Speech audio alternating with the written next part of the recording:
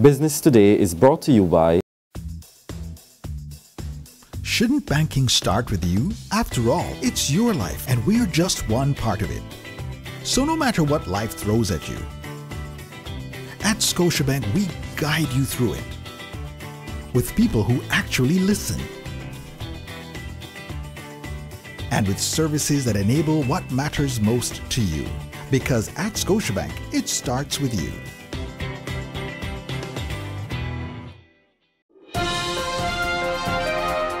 This is Business Today. I'm Marlon Madden.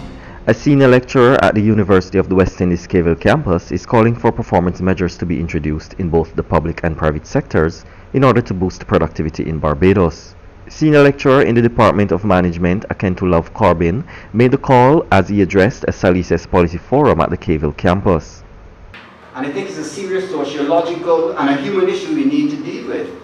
But that number, folks, 30% of our people are engaged, says a lot about the employment relationships we have in both public and private sectors. Is it that you have leaders and managers in the private sector who don't treat staff well? Is it that in the public sector we have leaders and managers, PSs and BPSs, who really don't give a damn about the workers they supervise? So, or is it that we have a culture developed over time that workers expect to get a job from government? And that's the other issue. I think it's a cultural issue. He's also recommending a review of the current method used to determine wage increases. Folks, that foolishness in terms of negotiation has to stop.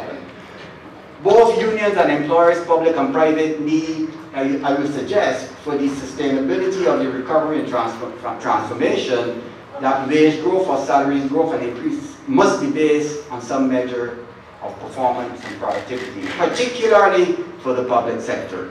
Unit Manager of the Trust Loan Fund, Jerry Amos, says he's pleased with the uptake of the loans on offer to help grow the small and medium-sized enterprises sector. And he's looking forward for similar enthusiasm in the soon-to-be-launched Financial Literacy Bureau, which will form part of the Trust Loan Fund.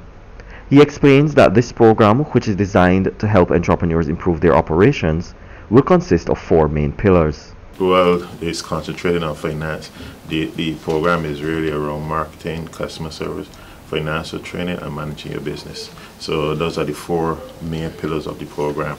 The intention is that we will have private sector personnel come in and do some seminars on financing, customer service, and management, that kind of stuff, over a period of time. What we are going to do is we are going to reach out to the churches, the community-based organizations, and we are going to meet them where they're at, do some presentations with them, and try to build up the training in those areas. We have already made contact with the Community Development Department, who are part of this, in offering their facilities for the training.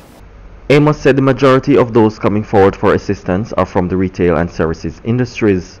Today, there have been some 1,300 applications, 352 of which have already been approved for loans. Amos said another 111 applications have already been reviewed. Well, it's concentrated on finance. The program is really around marketing, customer service, financial training, and managing your business. So those are the 4 main pillars of the program. The intention is that we will have private sector personnel come in and do some seminars on financing, customer service, and management, that kind of stuff, over a period of time. What we are going to do is we are going to reach out to the churches, the community-based organizations, and we are going to meet them where they're at, do some presentations with them, and try to build up the training in those areas. We have already made contact with the Community Development Department, who are part of this, in offering their facilities for the training.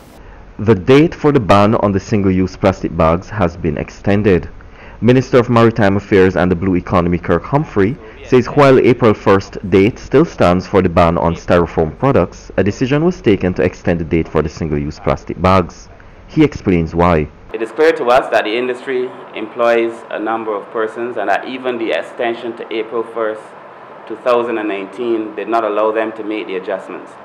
We've had several meetings since then, and we have determined almost as a team that the manufacturers of the single-use petrol-based plastic bags will be given until the first day in January 2020 to continue to manufacture plastic bags. But after January 1st, 2020, there will be no petrol-based plastic bags being used in Barbados either. Humphrey says measures will be implemented to ensure that the local manufacturers of single-use plastic bags are able to make bags from other products so that the ban would not impact on jobs. He also pointed out that the April 1st ban would not affect the styrofoam trays used in the sale of poultry.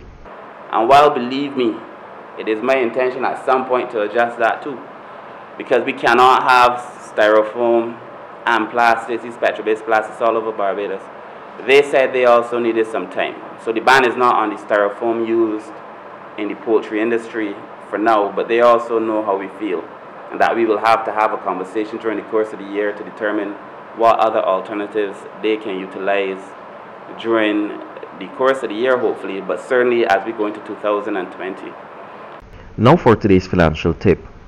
It is okay to take a money minute each day. Setting aside just 60 seconds a day to check on your financial transactions can help you identify any problems, keep track of goal progress, and set your spending tone for the rest of the day. That's been Business Today. Remember, you can get more business and news by logging on to www.barbadostoday.bb, subscribing to our e-paper, and liking us on Facebook. I'm Marlon Madden.